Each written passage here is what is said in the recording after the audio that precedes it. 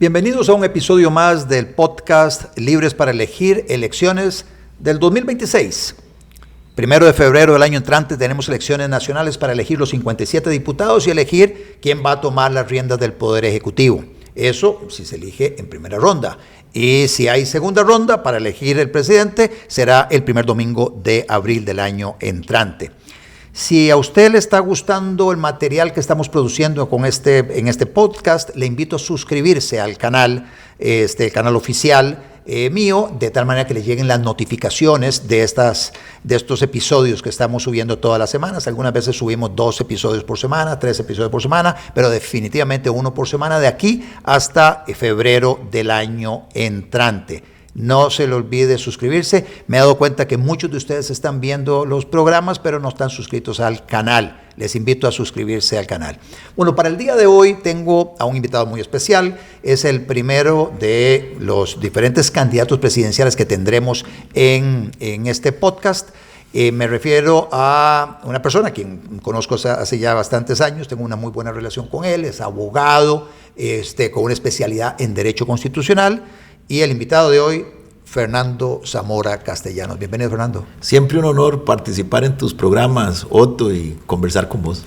Fernando, ha tenido una trayectoria larga ahí en política, estuvo en algún tiempo en el Partido de Liberación Nacional y ahora aparece como precandidato del Partido de Nueva Generación, que es el partido que ha participado en varias elecciones pasadas, cuyo candidato presidencial fue Sergio Mena. Ahora vemos a Fernando Zamora ya posicionado como precandidato. Solo falta la oficialización que haga la Asamblea Nacional de ese partido de la candidatura presidencial de Fernando Zamora con Nueva Generación. ¿Es correcto lo que estoy mencionando? Es correcto. El Partido Nueva Generación, Otto, es un partido que, ya tiene muchos años. Incluso Sergio en su momento fue candidato presidencial contra vos en elecciones del 2010 y creo que en el 2014 también. Un partido que ha participado, es de la 6ª ocasión en la que participa Nueva Generación, un partido que ha tenido éxito sobre todo en las elecciones municipales. Usualmente logra ganar 4, 5, 3, es cuando mejor o peor más bien le ha ido, ha sacado 3 alcaldías y cuando mejor ha sacado 4 o 5 alcaldías. En esta última ocasión sacó 4 alcaldías, la de Turrialba, La Cruz, es también a la abuelita, yo creo, a la abuelita y a la de Escazú. 4 alcaldías, un partido además con una gran experiencia en el sentido de que ha logrado siempre liquidar todo lo que tiene que ver con sus estados financieros de una forma muy ordenada, solvente, ordenada, ética, y además un partido que coincidía en gran medida con mis ideales patrióticos, y por lo tanto me siento muy honrado de ahora ser un activo militante ya desde hace algunos años. Ya voy para 3 años de militar en el Partido Nueva Generación. Hablemos de esa coincidencia de principios de lo que es el Partido Nueva Generación, de ya de 4 o 5 campañas de haber participado, que de alguna forma los encarnaba Sergio Mena, y que hoy también decís hay una gran coincidencia. ¿Cuál es esa coincidencia? ¿Cuáles son esos principios coincidentes que hacen que vos digas, aquí es la casa donde quiero estar? Mira, básicamente nuestra coincidencia es respecto de la necesidad de levantar la cultura nacional y cómo concebimos la cultura nacional. Yo soy un convencido que nuestros problemas que hoy se ven reflejados en el decrecimiento de los indicadores de desarrollo, primero que todo es un problema cultural de la sociedad. Y en ese sentido nosotros coincidimos en eso eso que se llama muy usualmente esa obra civilizadora, que es levantar la cultura nacional. Creemos que muchos de los problemas, o la gran mayoría de los problemas de la educación en Costa Rica, es un problema cultural. Doy un ejemplo.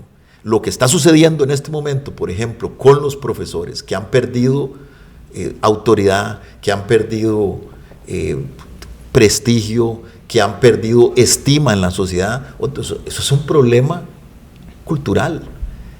Cuando vemos, como lo decía yo en un pronunciamiento meses atrás, que un grupo de estudiantes humilla en un bus público a una de sus compañeras, es un problema cultural. Eso no es simplemente, no es un problema de conocimiento, y entendemos la cultura como esa vocación de conducta y de conocimiento que es lo que orienta a no solo a los ciudadanos, sino a los individuos. O sea, es un problema también en gran medida espiritual, el tema cultural.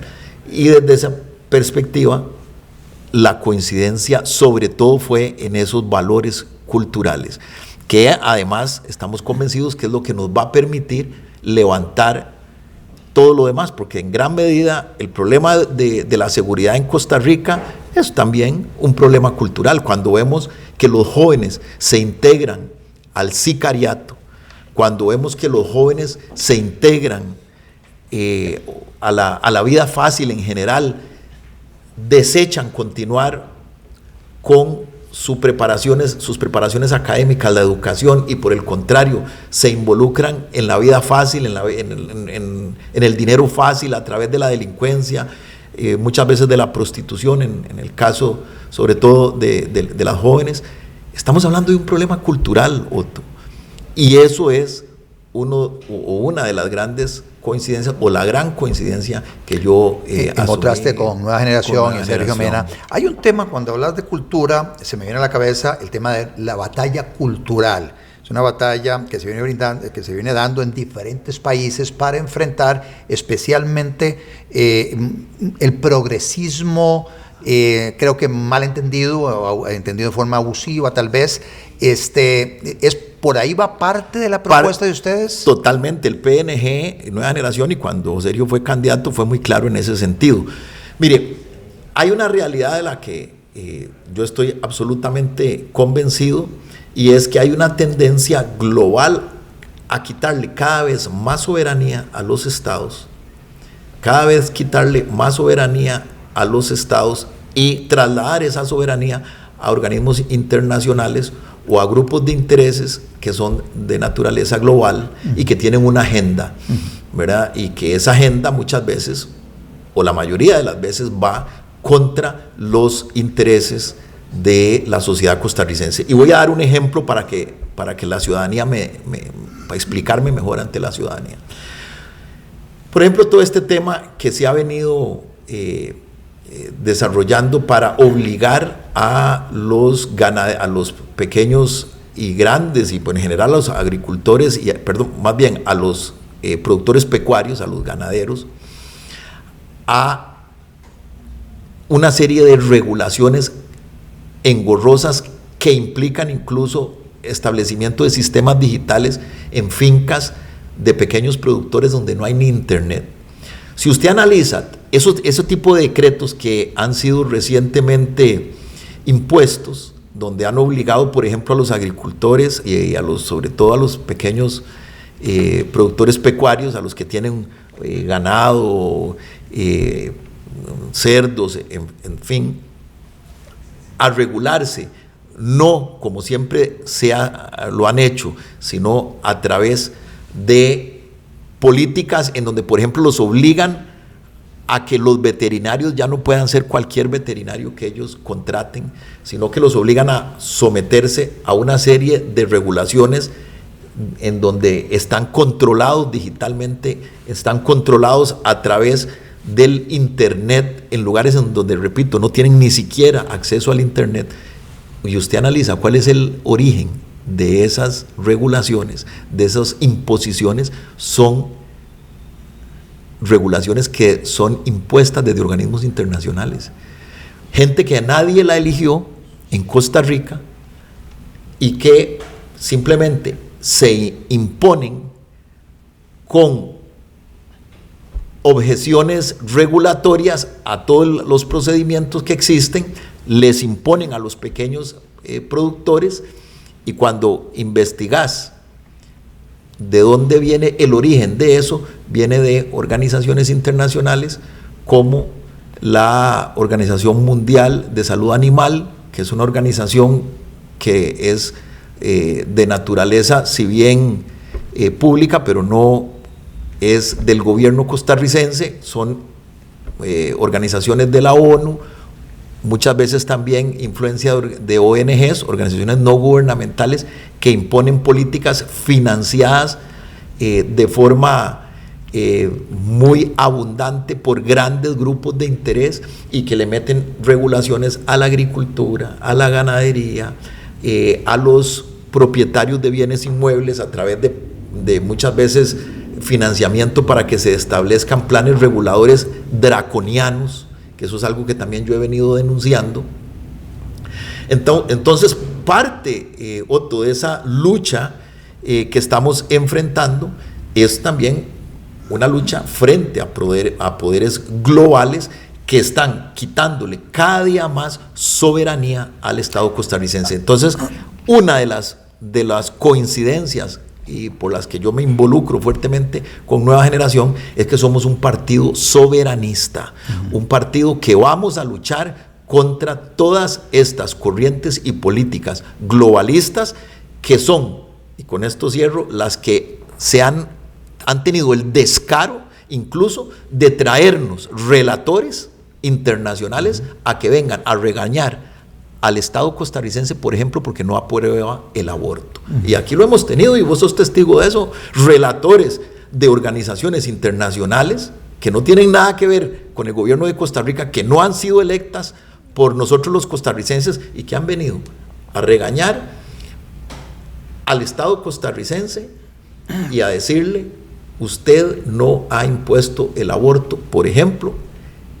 Y ese tipo de circunstancias veo con estamos dispuestos a enfrentarlas con toda... Con eso que estás comentando, Fernando, veo por lo menos una coincidencia inicial con una posición del presidente de la República, Rodrigo Chávez, al salir a decir: mire, la verdad es que no comparto la Agenda 2030 y yo como cabeza del Poder Ejecutivo nos alejamos del 2030, a pesar de que al principio de la administración parecía que había un alineamiento con los objetivos del 2030, esa agenda impuesta o desarrollada por las Naciones Unidas y por organismos internacionales, y que de ahí se desprenden muchas de esas políticas que estás mencionando. El presidente dice: no vamos a seguir alineados, no vamos a buscar el cumplir con todos esos objetivos del 2030.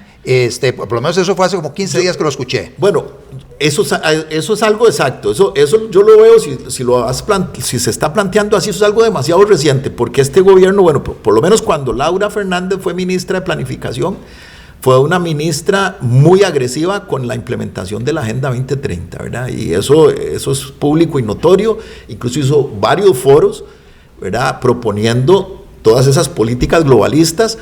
Y fue este gobierno, eso que estoy refiriendo del areteo, por ejemplo, para obligar a los pequeños agricultores a aretear al ganado, las regulaciones sobre veterinarios, las ultra regulaciones que le están metiendo a los veterinarios que atienden a los pequeños productores pecuarios. Todo eso es de este gobierno, ¿verdad? A mí me alegró, de momento me alegró que derogaron un decreto que permitía financiar todas esas políticas, pero resulta que después algunos investigadores me refieren que lo que se eliminó fue el primer decreto, pero el segundo decreto, que estaba también en la misma línea de financiamiento de las políticas de esa agenda, sigue vivo. Entonces, yo espero que en efecto este gobierno sea coherente con ese discurso y que lo haga, porque de momento lo que ha sucedido es un divorcio, ¿verdad? Lo que ha sucedido es un divorcio entre un discurso y la práctica política real de política pública, ¿verdad? Porque yo nada gano con decir estoy en contra de estas políticas globalistas de la boca para afuera, pero a la hora de actuar impongo el decreto del areteo y lo defiendo a muerte, ¿verdad? Impongo los decretos sugeridos o recomendados entre comillas, porque en realidad esos son imposiciones de la Organización Mundial de Salud Animal, y apruebo ese decreto, o yo envío a la vicepresidenta y ministra de Salud a la OMS para que vaya a valorar políticas que pretenden que las directrices de la OMS en materia de movilización de personas, de bienes y mercaderías se conviertan vinculantes u obligatorias. Entonces hay que ser cuidadoso de que el gobierno no tenga un discurso doble y que realmente sea coherente. Pero a mí me alegra de que por lo menos a nivel de discurso estén anunciando eso, porque por supuesto lo que sucedió en los gobiernos del PAC fue algo de horror, ¿verdad? Uh-huh. Vos sos abogado con posgrado en Derecho Constitucional. Tu especialidad es Derecho Constitucional. Mencionaste ahora la soberanía del país. Mencionaste estas organizaciones supranacionales que de alguna forma tienen la pretensión de imponer sus decisiones a un país como el nuestro. Y estás diciendo, nosotros, respetando la soberanía nuestra, que dice la Constitución, no vamos a aceptar esas imposiciones. En materia constitucional, te he escuchado hace poco hablar sobre un tema que se las trae, que generó mucha polémica para combatir el crimen organizado y esas zonas calientes que hay de mucha inseguridad en el país. Dijiste, debiera plantearse la posibilidad de un estado de excepción. ¿Cómo se come eso con lo que dice nuestra Constitución sobre quién es el que está facultado para decretar un estado de excepción? ¿Se puede aplicar en forma zonificada, o sea, en ciertas zonas del país nada más, durante ciertas horas?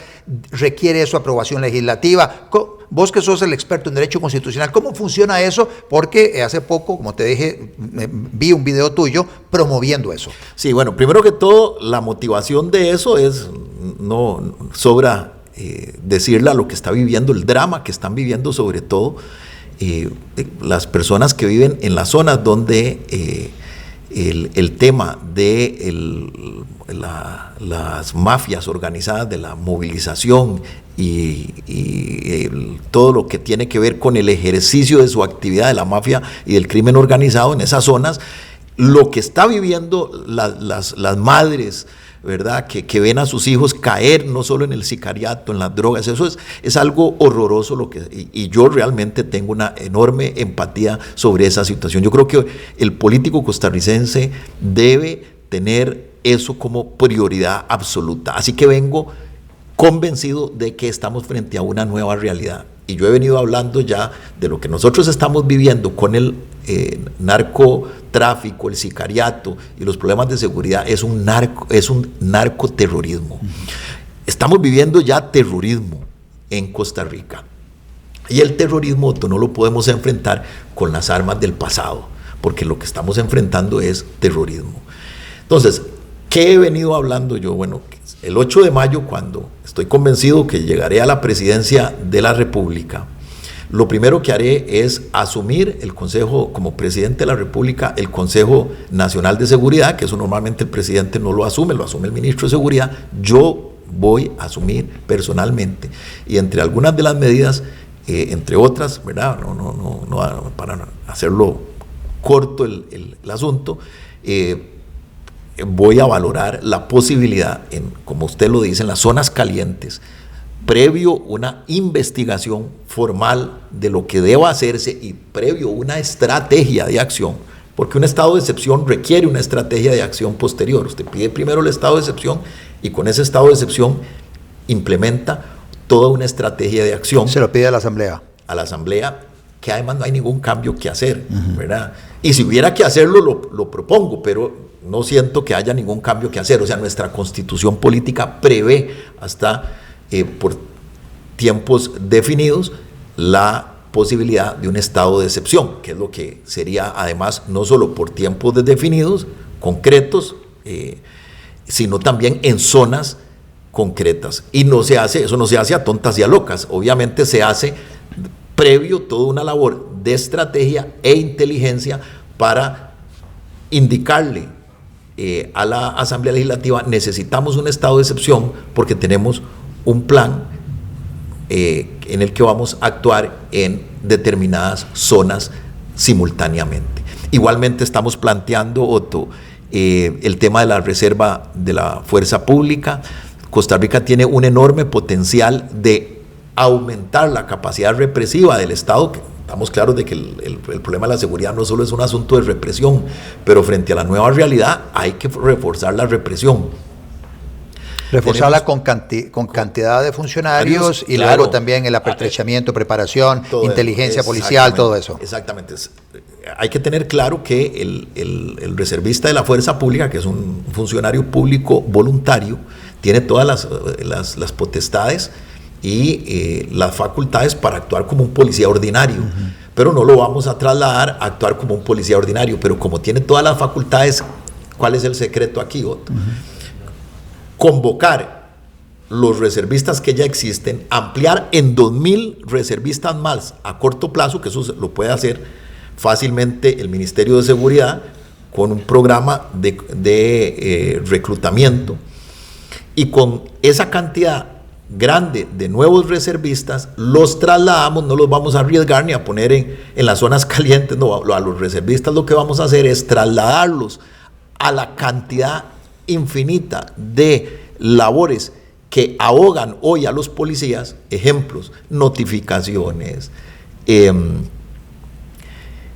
atención de espectáculos masivos, atención de estadios, que los clásicos, y que eso quita muchísimo personal. Cada vez que hay un clásico en una ciudad como Tibás o Alajuela, se ahoga enormemente la capacidad de respuesta policial, porque ahí tenemos que meter el Estado 400 o más policías en esos eventos masivos.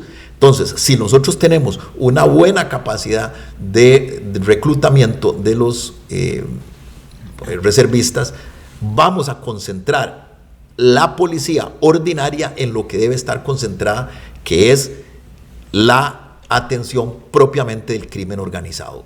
Eso es otra de las decisiones.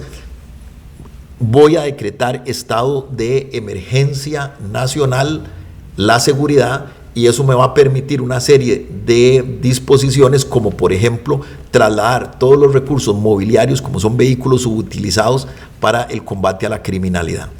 Estamos también valorando el gobierno. El gobierno, vi que después de que yo anuncié lo del estado de excepción y lo de la cárcel que estamos planteando, que ahora voy a explicar un poco eso, semanas después, me alegra mucho, el gobierno asumió o tomó esas dos ideas que planteé y en los pronunciamientos públicos, y ya anunció la posibilidad del estado de excepción y anunció también lo de la cárcel. Una cárcel para 5,000 reclusos. Exacto. Y que pretende construir en 195 días. Sí, exacto. Yo tengo una diferencia con ellos, con la propuesta del gobierno, porque me parece que la propuesta, si yo asumo la presidencia de la República, la propuesta mía es mucho más práctica que la del gobierno. El gobierno es hacer otro SECOT como el de El Salvador en algún lugar, y yo lo que estoy planteando es que prácticamente en el 60% de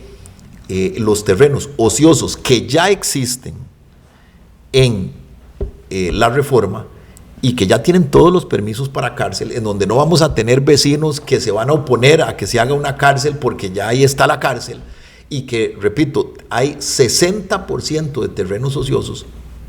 Ahí, a partir del 8 de mayo del 2026, la administración Zamora Castellanos, iniciaremos en esa zona, que ahí sí es viable, ahí sí es práctico, y nos vamos a ahorrar un montón de recursos, ¿verdad? Porque ya ahí están los terrenos ociosos, para hacer ahí una cárcel especializada en delincuencia violenta asociada a sicariato y secuestros y narcotráfico. Y señalaste que ese tipo de delincuencia podría encasillarse como actos de terrorismo. Esa es una expresión que utilizaste hace poco. El SECOT, el enfoque del SECOT es básicamente tratar a estas maras como terroristas. De hecho, la T al final de SECOT tiene que ver con terrorismo, y cuando pensamos en atención o separar de la sociedad a estas personas señaladas como terroristas, vemos imágenes de la cárcel modelo la cárcel de alta seguridad de El Salvador, el SECOT. Vemos el tratamiento que se le da ya a los delincuentes, y entonces vos mencionaste terrorismo, viene una cárcel. ¿Cómo estás previendo que sea el tratamiento para estos delincuentes que uno podría categorizar como terroristas? Bueno, tal vez el tema de conceptualizarlos no es tanto lo importante. La concentración que va a haber de esa cárcel, del enfoque o la concentración de la delincuencia para esa cárcel en esas zonas aledañas a la Reforma sería delincuencia violenta, o sea, sicariato, ¿verdad? Asesinatos violentos, secuestros, o sea, el tipo de delincuencia que genera mayor escándalo en la sociedad, ¿verdad? Y que entonces estaría enfocado en secuestro, sicariato, asesinatos graves o calificados y, por supuesto, narcotráfico. Son las 4 plagas en este momento, los cuatro jinetes del apocalipsis que nos están afectando seriamente en materia de seguridad en Costa Rica. Entonces la idea es enfocar ahí y que en este momento están todas las condiciones, no para hacer lo que está planteando el gobierno, que no me parece muy viable, sino que lo viable y lo práctico es ahí donde ya están los terrenos, donde ya están todos los permisos aprobados, donde los vecinos no se van a poder oponer porque ya ahí de por sí existen esas cárceles, ahí enfocar esa cárcel, que va a ser una cárcel en lo que van a perfectamente, son muchas, debo aclararle a los oyentes que son muchas hectáreas. O sea, la Reforma tiene ociosas, Otto, el 60%, óigase bien, de sus terrenos, que son muchísimas hectáreas, ¿verdad? Sí, ahí básicamente, Fernando, es el tema del trato al recluso. Uno los ve allá en el Secot, las imágenes de personas que básicamente andan como un calzoncillo largo, algunos con camiseta, durmiendo en cama de concreto, se les alimenta casi 2 o 3 veces al día, pero en unas condiciones donde comen con las manos, no hay herramientas, no hay cubiertos, no hay forma alguna de que puedan construir ahí armas hechizas para hacerse daño, para que haya violencia interna, no hay visitas conyugales, en fin, hay un montón de limitaciones a lo que nosotros estamos acostumbrados a ver en las cárceles de Costa Rica. Claro, lo que pasa es que yo lo que creo que no solo esa cárcel, en general el sistema penitenciario costarricense hay que reforzar un tema que es básico, que es la disciplina, ¿verdad? Por ejemplo, yo coincido y aplaudo la decisión del gobierno de quitar las pulperías. Claro, hay que continuar con una serie de políticas públicas penitenciarias que refuercen la disciplina, ¿verdad? Y pues yo soy una persona creyente, creo que la fórmula, el secreto de la reivindicación del delincuente es una combinación de disciplina fuerte y influencia en la espiritualidad. Entonces, yo creo que a las cárceles no solo hay que darles una disciplina rigurosa, ojalá facilitarles en Estados Unidos los programas de educación, fellow, de este ex funcionario del gobierno de los Estados Unidos, no sé si has oído hablar de Charlie Colson. No. Charlie Colson desarrolló, era un funcionario republicano de alto nivel, él tuvo una conversión espiritual y desarrolló, a raíz de su conversión, desarrolló un programa que se llamaba Prison Fellowship, o sea, Hermandad de los Prisioneros, que era una organización de creyentes, e implementaron eso en todas las cárceles de Estados Unidos, que además son cárceles más rigurosas, obviamente en disciplina, que las nuestras. Entonces, esa combinación de espiritualidad y rigor carcelario hizo maravillas. ¿Hasta qué crees? ¿Hasta dónde llegó eso? Hasta que todos los grupos secularistas y estos globalistas y de las agendas estas 2030 empezaron a quejarse que por qué estaban llevando religión y cristianismo a las iglesias y a las cárceles. A las cárceles, perdón. ¿Y qué pasó? Pararon el programa, desmantelaron el programa por órdenes de las cortes, ¿verdad? Ante la lucha que dieron estos grupúsculos. Y eso que estaba siendo súper exitoso, ¿verdad? Obviamente tuvo que revertirse. Bueno, yo creo que nosotros en un gobierno estamos convencidos de que vamos a implementar una política carcelaria, disciplina rigurosa, pero con espiritualidad también. Desarrollamos ahora en esta conversación, Fernando, un poco algunas de las propuestas en materia de seguridad, siendo hoy el tema de seguridad el más apremiante en estos momentos. Así es. Cualquier estudio de opinión pública te señala que la preocupación del costarricense hoy está centrada especialmente en la inseguridad que se está viviendo. ¿Cuándo es que tenés listo el plan de gobierno? ¿Cuándo pretenden ustedes presentarlo? Para que también, así a vuelo pájaro, nos conté sobre algunas ideas fuerza que vendrían en ese plan de gobierno para abordar otros de los temas que tenemos nosotros en materia que hay preocupación, en materia de salud especialmente, salud, educación, el tema de infraestructura. A ver si nos puedes sí, compartir algunas ideas. Otto, estoy convencido de que Nueva Generación va a tener en estas elecciones nacionales del 2026, va a tener el mejor plan país, el mejor programa con prioridades específicas. Hace más o menos unos 2 años le solicité a un querido amigo, además un intelectual muy sólido, Oliver Mora, que me ayudara con investigaciones. Bueno, nos reunimos, empezamos a hacer varias entrevistas, empezamos a visitar también a la ciudadanía para que retroalimentarnos con las opiniones de ciudadanos. Y además le di una buena cantidad de mi biblioteca de diagnósticos, que en eso tengo una biblioteca profusa en ese tipo de temas, y en otros una buena cantidad de diagnósticos sobre los problemas del país. Y con eso hace un par de años se fue Oliver a iniciar una tremenda investigación y propuesta de plan país que ya está lista. Está en temas de imprenta y queremos anunciarla en los próximos días. Vamos a hacer una conferencia de prensa. Estamos todavía en el tema de logístico, de en qué lugar va a ser, pero es un excelente plan país en donde vamos a plantear una política disruptiva, bueno, como lo expliqué, en materia de seguridad, en materia de educación, en materia cultural, pero sobre todo también en materia de infraestructura. Estamos convencidos de que nosotros vamos a levantar a este país en materia económica, de empleo, a través de una revolución infraestructural. Y entonces estamos planteando cosas como el proyecto, retomar el proyecto hidroeléctrico Diquís. ¿Por qué? Porque nosotros, si no hacemos eso, si nosotros no planteamos aspectos como ese, o proyectos como ese, nos va a pasar lo que nos pasó el año antepasado. Eso para que lo construya el ICE, porque son como 600 megas, creo yo.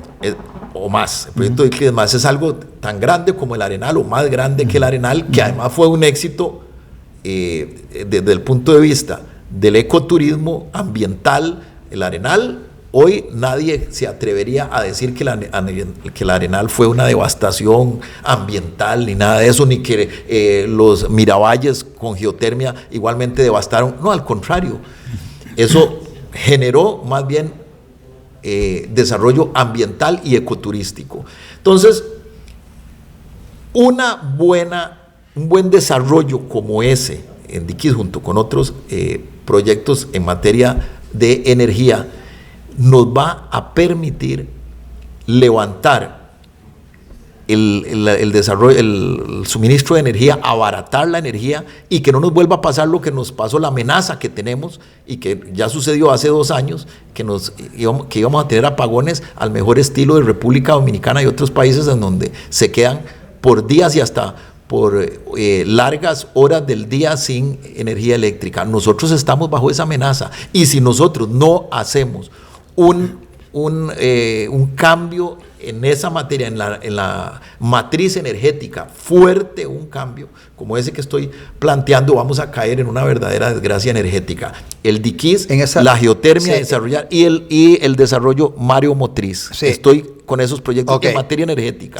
Pero en esa materia energética, Fernando, ¿prevés cómo estás vos o cómo está el partido en relación con el proyecto de armonización del sistema eléctrico nacional que se está discutiendo en la Asamblea Legislativa hoy, que es básicamente para abrir el mercado eléctrico para que el sector privado participe activamente, o sea, decididamente y protagónicamente en la inversión de estas fuentes energéticas, sin el tope que hoy tienen en hidro de 20 megas? Vos sabés que eso no es que perfecto en el sentido de que todo ese tipo de iniciativas no es que estamos en contra de ellas, lo que pasa es que eso no nos va a dar abasto para las necesidades realmente gigantescas que se nos vienen en los próximos 50 años. O sea, eso no da abasto. No, Costa Rica necesita un gran proyecto o muchos grandes proyectos hidroeléctricos y energéticos, no solo hidroeléctricos como son, repito, DICIS, la geotermia. Hay que insistir en la geotermia. Costa Rica todavía tiene muchísimo recurso natural para explotarlo en geotermia, que ha sido un éxito ambiental, ¿verdad? Y energético, los Miravalles.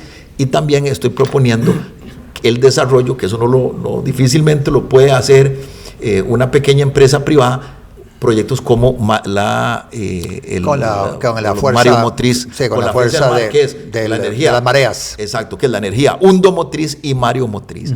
Entonces, si nosotros logramos desarrollar grandes proyectos en esas tres matrices energéticas, Otto, le resolvemos el problema energético a nuestros hijos y cuidado y no le resolvemos el problema energético a nuestros nietos. Sí. Y podríamos hasta eventualmente exportar energía fuera de Costa Rica. Hace poco, leyendo a Marco Acuña, presidente ejecutivo del ICE, sobre los grandes requerimientos que tiene el país en materia energética. O sea, necesitamos muchísimo. Y si no se nos va a encarecer. Y si estamos en una política pública para atraer inversión extranjera directa, ojalá empresas que generen miles de puestos de trabajo, trabajando las 24 horas, etcétera, con varios turnos, se va a requerir una inversión muy importante precisamente en explotar fuentes energéticas. Y él llamaba la atención en el sentido de decir, mire, la capacidad de endeudamiento del ICE está bastante copada. Se va a requerir capital muy grande privado para meterlo en diferentes proyectos en Costa Rica. Y eso lo dice el presidente ejecutivo del ICE. Vea, no quiero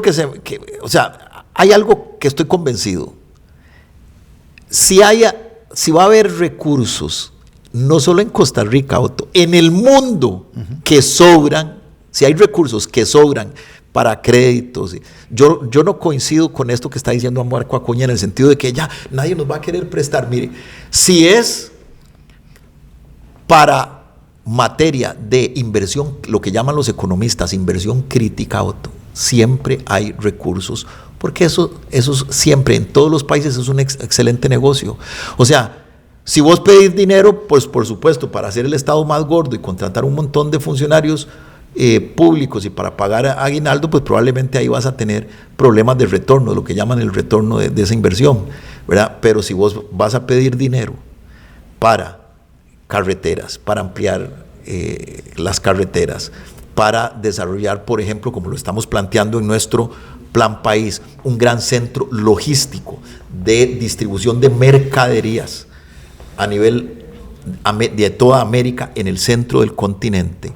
Si vos vas a pedir dinero para un gran aeropuerto en el Pacífico Central, para levantar nuestra capacidad de traslado de personas y de bienes en Costa Rica, si vas a pedir dinero para hacer un aeropuerto internacional en Limón, si vas a endeudarte para hacer o para reforzar y modernizar los aeropuertos domésticos para que el turismo en Costa Rica venga sobre todo a través de, o se movilice sobre todo a través de vías aeroportuarias domésticas e internacionales, y convertir a Costa Rica en una segunda República Dominicana en esa materia, va a haber dinero y van a haber créditos.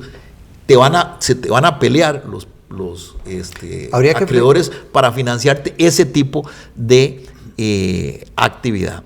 Habría que flexibilizar lo de regla fiscal, porque la regla fiscal hoy te tiene bastante limitado, copado en las capacidades de endeudamiento del Estado, claro, para hacer esas obras de infraestructura. Pero es que no necesariamente, porque hay muchas de esas obras, Otto, que las puedes hacer por la vía de la concesión, ¿verdad? Donde no tenés ese tipo de ¿verdad? Y yo te aseguro que así como hubo o como existieron muchos oferentes para que se hiciera en su momento una ruta como la 27, que por cierto muy cara la hicieron, y eso me pareció a mí un abuso, ¿verdad? Esa ruta 27 que todavía la seguimos pagando cuando ya todo estaba hecho, estaba la trocha, estaban los puentes, bueno, pero así como hubo recursos para la ruta 27 y hacerla, y sobraron los oferentes, para temas como esos que te he mencionado, visualizas que a través de alianzas público-privadas con concesiones va a haber recursos. Por supuesto, no solo es crédito ordinario del Estado.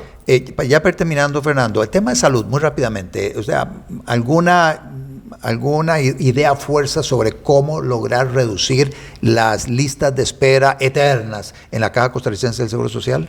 Mire, nosotros en el plan país que estamos proponiendo, estamos planteando, lo primero que vamos a hacer, el 8 de mayo vamos a hacer una única auditoría externa, que no sean los mismos funcionarios que están ahí los que nos digan con intereses ahí metidos, los que nos digan qué es lo que hay que hacer. Una única auditoría externa con una licitación pública, si es del caso, con participación internacional, que nos digan cómo debe ordenarse no solo la materia de las listas de esperas, la materia de recursos humanos, la materia de contratación de bienes y servicios de la Caja, que muchas veces son abusivas, los costos, y eso vos lo has denunciado mucho en tu trayectoria política, de los costos de los abusos en los contratos públicos que hacía, por ejemplo, que ha hecho la Caja a través de su historia, incluso comprando equipo que donde no se necesita y con faltantes de equipo donde sí se necesita, y todo ese tipo de elementos son los que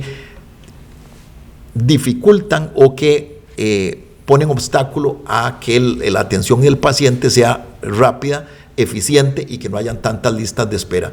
Vamos a arrancar en los primeros 3 meses, pedir que en 3 meses esté una auditoría externa, fuera de los mismos interesados funcionarios o de la burocracia de la Caja, que nos van a decir exactamente qué es lo que debe hacerse en materia de la logística y de la administración de la Caja del Seguro Social para hacerla mucho más eficiente, donde hay que hacer cambios y transformaciones importantes en esa materia. Tercerización de servicios en materia de salud. Hay desde el principio de los 90 varias áreas de salud tercerizadas a cooperativas. ¿Ese modelo lo impulsarías? No es nuestra prioridad, no va a ser nuestra prioridad. La tercerización, no obstante, consideramos que servicios ciertos servicios como los que actualmente existen en algunas organizaciones que son pequeñas empresas como cooperativas, no tienen que tampoco que satanizarse, pero nuestra prioridad es entrarle al toro por los cuernos y el 8 de mayo iniciar una gran auditoría que nos va a dar los elementos básicos para la reorganización total de la Caja, y con base en lo que nos dé el informe de la auditoría, implementarlos inmediatamente en el gobierno. Muchas gracias, Fernando. Obviamente este es un primer programa que pretende, pasarle por encima algunas de las principales propuestas que ustedes van a presentar para esta siguiente campaña electoral. Tendremos oportunidad de hacer otros programas donde ya una vez que hayan presentado el plan país, podamos ya entrar muy puntualmente a los diferentes temas, los más relevantes, con mayor nivel de profundidad, en un espacio más amplio. Por lo pronto, darte las gracias por acompañarme en este podcast, y si quieres darle un mensaje a nuestros seguidores, un mensaje final. No, el agradecimiento es mío, Otto. El 8 de mayo del 2026, Costa Rica va a tener un gobierno que va a iniciar una tercera república. Desde ya hace varias décadas el modelo está agotado. Esto lo sufre nuestro pueblo y se requiere un cambio disruptivo en áreas como esencialmente la cultura, la salud, la seguridad, la educación, pero sobre todo también la infraestructura, que va a generar empleo y dinamización, fortalecimiento de la economía. Vamos fuerte a partir del 8 de mayo del 2026 en la administración del Partido Nueva Generación.